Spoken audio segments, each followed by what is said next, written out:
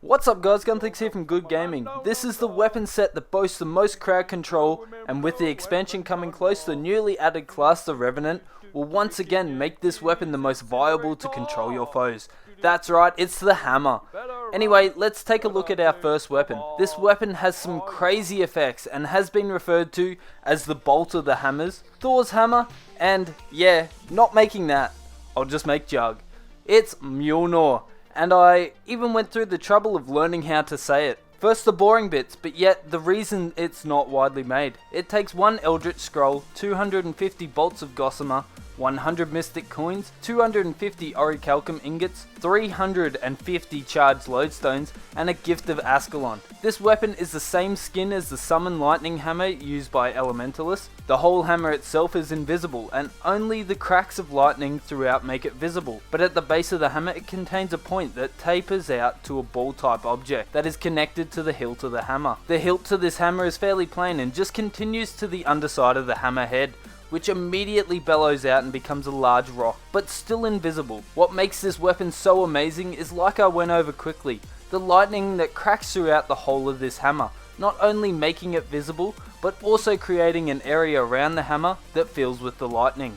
Our second weapon is usually a cheap weapon skin, but due to one of these being cheap and the other simply being a different variation, although expensive, I figured I'd showcase both. They are Entropy and Genesis. First up, the boring bits.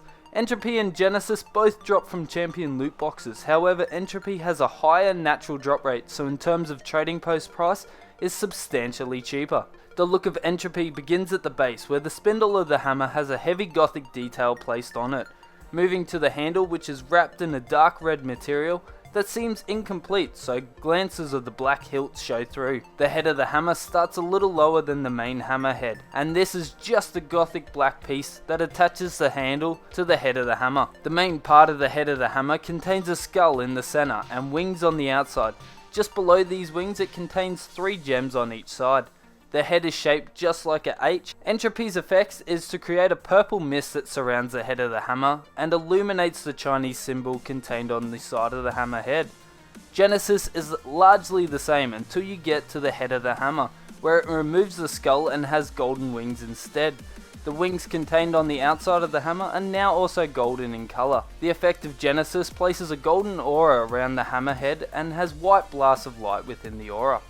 Whether you're into farming those Charged Lodestones for Mjölnir, or the brotherly love of Tassio and Gunthix, Genesis and Entropy, these hammers are amazing. Let me know your thoughts on these 3, or some other great hammer skins, or just some weapons in general, and I'll be sure to showcase them.